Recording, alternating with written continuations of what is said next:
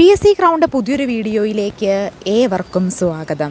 ഇന്നത്തെ ക്ലാസ്സിൽ നമ്മൾ LPUP ഇൻ്റർവ്യൂവിന് വേണ്ടിയിട്ടുള്ള ക്ലാസ്സാണ് എടുക്കാൻ പോകുന്നത്. കഴിഞ്ഞ കുറേ ക്ലാസ്സുകളായിട്ട് നമ്മൾ LPUP ഇൻ്റർവ്യൂവിന് വേണ്ടി മാരത്തോൺ വീഡിയോസ് ചെയ്തു പോകുന്നുണ്ട്. ഇപ്പോൾ ഏകദേശം ഒരുപാട് ക്ലാസ്സുകളായിട്ടുണ്ട്. ഇതിനു മുമ്പുള്ള ക്ലാസ് കണ്ട് നോക്കിയിട്ടില്ലെങ്കിൽ പ്ലേലിസ്റ്റ് ക്രിയേറ്റ് ചെയ്തിട്ടുണ്ട് കേട്ടോ. അതിനകത്ത് ക്ലിക്ക് ചെയ്ത് കഴിഞ്ഞാൽ നിങ്ങൾക്ക് ക്ലാസ്സുകളൊക്കെ കാണാനായിട്ട് സാധിക്കും. LPUP ഇൻ്റർവ്യൂവിന് വേണ്ടി നമുക്കൊരു വാട്സാപ്പ് ഗ്രൂപ്പുണ്ട്. ഗ്രൂപ്പിൻ്റെ ലിങ്ക് ഡിസ്ക്രിപ്ഷൻ ബോക്സ് ഞാൻ കൊടുത്തിട്ടുണ്ട്. താല്പര്യമുള്ള എല്ലാ ഉദ്യോഗാർത്ഥികൾക്കും അതിനകത്ത് ജോയിൻ ചെയ്യാവുന്നതാണ്. LPUP ഇൻ്റർവ്യൂവിന് വേണ്ടി പോകുന്നവർക്കായി നമ്മൾ സമഗ്രമായിട്ടുള്ള ക്വസ്റ്റ്യൻ ബാങ്ക് സെറ്റ് തയ്യാറാക്കിയിട്ടുണ്ട്. എല്ലാ വിശദാംശങ്ങളും ഉൾക്കൊള്ളിച്ചുകൊണ്ട് അത്ര പെർഫെക്റ്റായിട്ട് നമ്മൾ തയ്യാറാക്കിയെടുത്തേക്കുന്ന ഒരു ക്വസ്റ്റ്യൻ ബാങ്ക് സെറ്റാണ്. എല്ലാ മേഖലകളും സൈക്കോളജി, ലേറ്റസ്റ്റ് ആയിട്ടുള്ള ഗവൺമെൻറ് പോളിസികൾ, ലേറ്റസ്റ്റ് കറണ്ട് അഫേഴ്സ്, അങ്ങനെ ഏറ്റവും ലേറ്റസ്റ്റ് ആയിട്ടുള്ള എല്ലാ കാര്യങ്ങളും നമ്മൾ ഇതിനകത്ത് ഉൾക്കൊള്ളിച്ചുകൊണ്ട് അത്ര ഡീറ്റെയിൽ ആയിട്ട് ചെയ്തെടുത്തേക്കുന്ന ഈ ഒരു ക്വസ്റ്റ്യൻ ബാങ്ക് സെറ്റ് നിങ്ങൾക്ക് വേണമെങ്കിൽ നൽകുന്നതായിരിക്കും. സ്ക്രീനിൽ കാണുന്ന നമ്പറിലോ ഡിസ്ക്രിപ്ഷൻ ബോക്സിലോ നമ്പറിലോ LPUP ഇൻ്റർവ്യൂ എന്ന് വാട്സപ്പ് ത്രൂ മെസ്സേജ് ചെയ്താൽ മതി കേട്ടോ. LPUP എക്സാമിന് നമ്മൾ ക്വസ്റ്റ്യൻ ബാങ്ക് സെറ്റ് തയ്യാറാക്കിയിരുന്നു. അതിന് ധാരാളം ചോദ്യങ്ങൾ ഒബ്ജക്റ്റീവ് പരീക്ഷയ്ക്ക് ചോദിച്ചിട്ടുണ്ടായിരുന്നു. അതിൻ്റെ ഒരു ബേസിലാണ് നമ്മൾ LPUP ഇൻ്റർവ്യൂവിന് വേണ്ടിയിട്ടും ക്വസ്റ്റ്യൻ ബാങ്ക് സെറ്റ് തയ്യാറാക്കിയെടുത്തേക്കുന്നത്. അപ്പോൾ ആർക്കെങ്കിലും വേണമെങ്കിൽ മെസ്സേജ് ചെയ്യാൻ മറക്കരുത്. അപ്പോൾ LPUP ഇൻ്റർവ്യൂവിന് വേണ്ടി 3 സെക്ഷനായിട്ടാണ് നമ്മൾ ക്ലാസ്സുകൾ എടുക്കുന്നത്. ഇന്നത്തെ സെക്ഷനിൽ നിങ്ങളോട് ചോദിക്കാൻ സാധ്യതയുള്ള ചോദ്യത്തെ ഒരു വിശദീകരണം എന്ന രീതിയിലാണ് എടുക്കുന്നത്. മറക്കണ്ട, ആദ്യമായിട്ട് ചാനൽ കാണുന്ന കൂട്ടുകാരുണ്ടെങ്കിൽ ഒന്ന് സബ്സ്ക്രൈബ് ചെയ്ത് സപ്പോർട്ട് ചെയ്യണം. നിങ്ങൾ ആരെങ്കിലും സബ്സ്ക്രൈബ് ചെയ്യാതെ വീഡിയോ കാണുന്നുണ്ടെങ്കിൽ ഒന്ന് സബ്സ്ക്രൈബ് ചെയ്ത് സപ്പോർട്ട് ചെയ്യാൻ മറക്കരുത് കേട്ടോ. കാണുന്ന പലരും നമ്മളെ സബ്സ്ക്രൈബ് ചെയ്യുന്നില്ല. ഒന്ന് സബ്സ്ക്രൈബ് ചെയ്ത് സപ്പോർട്ട് ചെയ്യാൻ മറക്കരുത് കേട്ടോ. പറ്റുമെങ്കിൽ ഒരു ലൈക്കോ കമൻറ്റോ ചെയ്യുകയാണെങ്കിൽ നമുക്കത് കൂടുതൽ വീഡിയോ ചെയ്യാൻ ഒരു പ്രചോദനമായി തീരുന്നതായിരിക്കും. അപ്പോൾ നമുക്ക് ചോദ്യത്തിലേക്ക് കടക്കാം. ഒരു പക്ഷേ ഈ ഒരു ജോലി നിങ്ങൾക്ക് കിട്ടിയില്ലെങ്കിൽ നിങ്ങളുടെ മനസ്സിൽ തോന്നുന്ന വികാരം എന്തായിരിക്കും? തുടർ പ്രവർത്തനം എങ്ങനെ ആസൂത്രണം ചെയ്യാം? നിങ്ങളുടെ LPUP ഇൻ്റർവ്യൂവിൽ ഇരിക്കുന്ന ബോർഡ് മെമ്പേഴ്സ് ചോദിക്കുകയാണ്, ഒരു LPUP ഇൻ്റർവ്യൂവിൽ നിങ്ങൾക്ക് നല്ലൊരു മാർക്ക് ഇൻ്റർവ്യൂവിന് ലഭിക്കുന്നില്ല എന്ന് കരുതുക. നിങ്ങൾ ഈ ലിസ്റ്റിൽ നിന്നും പിന്മാറി പോവുകയാണ് എന്ന് വിചാരിക്കുക.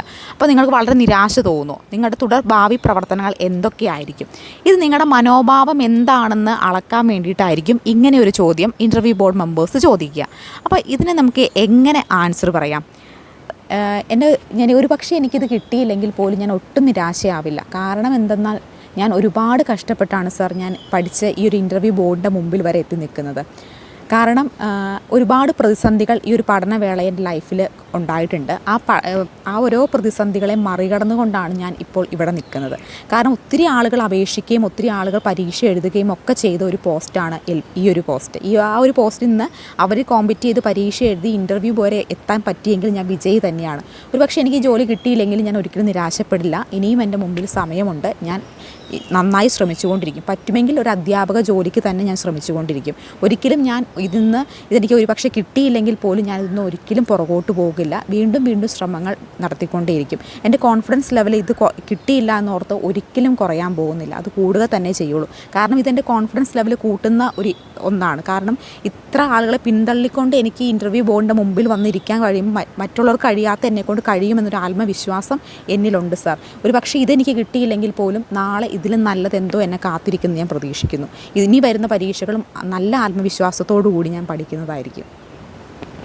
ഇങ്ങനെ വേണമെങ്കിൽ നിങ്ങൾക്ക് ഈ ഒരു ചോദ്യത്തിന് ആൻസർ പറയാനായിട്ട് സാധിക്കുന്നതാണ്. കാരണം ഈ ചോദ്യത്തിന് അവർ ചോദിക്കാൻ കാരണം എന്താ? നിങ്ങളുടെ കോൺഫിഡൻസ് ലെവൽ, നിങ്ങൾക്കിത് കിട്ടിയില്ലെങ്കിൽ, ഒരു കാര്യം കിട്ടിയില്ലെങ്കിൽ ഒരു ടീച്ചറിലെ ആത്മവിശ്വാസം എത്രമാത്രം ഉണ്ട് എന്നറിയാൻ വേണ്ടിയിട്ടാണ് അവർ ചോദ്യം ചോദിക്കുന്നത്. അപ്പോൾ കുട്ടി ഒരിക്കൽ എന്തെങ്കിലും ഒരു ഡൗൺ ആയി കഴിഞ്ഞിട്ടുണ്ടെങ്കിൽ നിങ്ങളും എന്തെങ്കിലും നിരാശ നിങ്ങളുടെ ലൈഫിൽ വരുമ്പോൾ ഡൗൺ ആയി പോകാതെ ആ കുട്ടിയെ പ്രചോദനത്തിലേക്ക് കൊണ്ടുവന്ന് അവനെ വിജയിപ്പിക്കേണ്ട വ്യക്തിയാണ് ഒരു അധ്യാപകൻ. അപ്പോൾ ഒരു ചെറിയ പ്രശ്നം നിങ്ങളുടെ ലൈഫിൽ ഉണ്ടാകുമ്പോൾ, അല്ലെങ്കിൽ നിങ്ങൾക്ക് ഈ ജോലി കിട്ടിയില്ലെങ്കിൽ, അയ്യോ സാർ കിട്ടിയില്ലെങ്കിൽ ഞാൻ ആകെ വിഷമത്തിലാകും, എനിക്ക് എന്നാ ചെയ്യേണ്ടതെന്ന് അറിയാൻ പാടില്ല, ഞാൻ പിന്നെ PSC ഉപേക്ഷിക്കും, ഞാൻ പരീക്ഷ എഴുതില്ല, പരീക്ഷ നിർത്തി സാർ, അങ്ങനെയൊന്നും ഒരിക്കലും ഇവനെ പറയരുത്. നിങ്ങളുടെ മനസ്സിൽ അങ്ങനെയൊക്കെ ഉണ്ടെങ്കിൽ പോലും അതവിടെ പറയരുത്. ഇങ്ങനെ രീതിയിൽ മാത്രമേ ഇങ്ങനെ ചോദ്യം വന്നു കഴിഞ്ഞാൽ അവന് ആൻസർ ചെയ്യാൻ പാടുള്ളൂ എന്ന് ഓർക്കുക കേട്ടോ. ഇനി ഇങ്ങനെ ഒരു ചോദ്യം നോക്കിയാലോ. നിങ്ങളെക്കാൾ കുറഞ്ഞ യോഗ്യതയുള്ളവർ നിങ്ങളെക്കാൾ ഉയർന്ന തസ്തികയിലേക്ക് ജോലി ചെയ്യുമ്പോൾ നിങ്ങൾക്കുണ്ടാകുന്ന വികാരം എന്താണ്? ഇങ്ങനെ ചോദ്യം വന്നു കഴിഞ്ഞാൽ ഇത് നമ്മുടെ മനോഭാവം എന്താണെന്ന് അളക്കാനുള്ള ഒരു ചോദ്യമാണ്. അപ്പോൾ ചിലർക്കൊന്നും ഇഷ്ടമുണ്ടാവില്ല നമ്മളെക്കാൾ കുറഞ്ഞ യോഗ്യതയുള്ളവർ നമ്മളെക്കാൾ ഉയർന്ന തസ്തികയിൽ ജോലി ചെയ്യുമ്പോൾ. പക്ഷേ നമ്മുടെ ഇഷ്ടക്കേടല്ല അവിടെ കാണിക്കേണ്ടത്. ശരിക്കും നിങ്ങൾക്ക് അങ്ങനെ പോസിറ്റീവ് മൈൻഡ് ഉണ്ടെങ്കിൽ അത് കുഴപ്പമില്ല. പക്ഷേ നിങ്ങൾക്ക് അത് എന്തെങ്കിലും ഒരു വിയോജിപ്പുണ്ടെങ്കിൽ ഒരിക്കലും ആ വിയോജിപ്പ് അവിടെ പ്രകടിപ്പിക്കാതിരിക്കാൻ ശ്രമിക്കുക കേട്ടോ. അപ്പോൾ നിങ്ങൾ എങ്ങനെ ഈ ഒരു ചോദ്യത്തിന് ഉത്തരം പറയാം? ഞാൻ പറയുന്ന പോലെ തന്നെ എക്സാക്റ്റ് കോപ്പി ചെയ്ത് പറയണമെന്നൊന്നും ഇല്ല കേട്ടോ. ഞാൻ ഇതിനൊരു ഇങ്ങനെയും പറയാം എന്നേ ഞാൻ പറയുന്നുള്ളൂ കേട്ടോ. അപ്പോൾ നിങ്ങൾക്ക് നിങ്ങളുടെ മനോഭാവം വേറെയാണെങ്കിൽ പറയുന്നതിൽ തെറ്റൊന്നുമില്ല. പക്ഷേ അതിനെ ഗണ്ണിക്കുന്ന വാചകങ്ങളും വാക്കുകളും ഒക്കെ നിങ്ങളുടെ കയ്യിൽ ഉണ്ടായിരിക്കണം. നിങ്ങളതിൽ കോൺഫിഡൻറ്റുമായിരിക്കണം. അപ്പോൾ ഇങ്ങനെ ചോദ്യം വന്നു കഴിഞ്ഞാൽ നമുക്ക് എങ്ങനെ പറയാം? സർ, എനിക്ക് തോന്നുന്നത് നമ്മുടെ നാട്ടിൽ ഇങ്ങനെ സംഭവിക്കാറുണ്ട്. ഉയർന്ന യോഗ്യതയുള്ളവർ താഴ്ന്ന തസ്തികയിലും ഒരുപാട് യോഗ്യത കുറഞ്ഞവർ ഉയർന്ന തസ്തികയിലും ഒക്കെ ജോലി ചെയ്യുന്നൊരു ചുറ്റുപാട് നമ്മുടെ ഇടയിലുണ്ട്.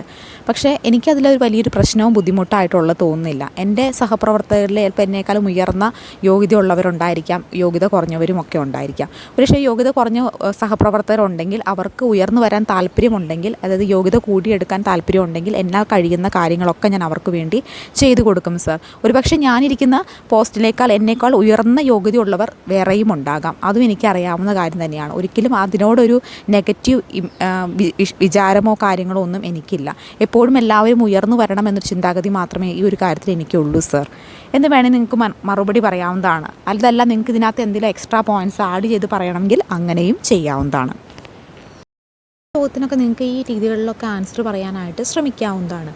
അപ്പോൾ നമുക്ക് അടുത്ത വീഡിയോയുമായി കാണാം. മറക്കണ്ട, പാർക്കിലും ക്വസ്റ്റ്യൻ ബാങ്ക് സെറ്റ് വേണമെങ്കിൽ നൽകുന്നതായിരിക്കും. സ്ക്രീനിൽ കാണുന്ന നമ്പറിലോ ഡിസ്ക്രിപ്ഷൻ ബോക്സിലോ നമ്പറിലോ മെസ്സേജ് ചെയ്താൽ മതി കേട്ടോ. ആദ്യമായിട്ട് ചാനൽ കാണുന്ന കൂട്ടുകാരുണ്ടെങ്കിൽ ഒന്ന് സബ്സ്ക്രൈബ് ചെയ്ത് സപ്പോർട്ട് ചെയ്യാനും മറക്കരുത് കേട്ടോ. അപ്പോൾ നമുക്ക് അടുത്ത വീഡിയോയുമായി കാണാം. Thank you so much.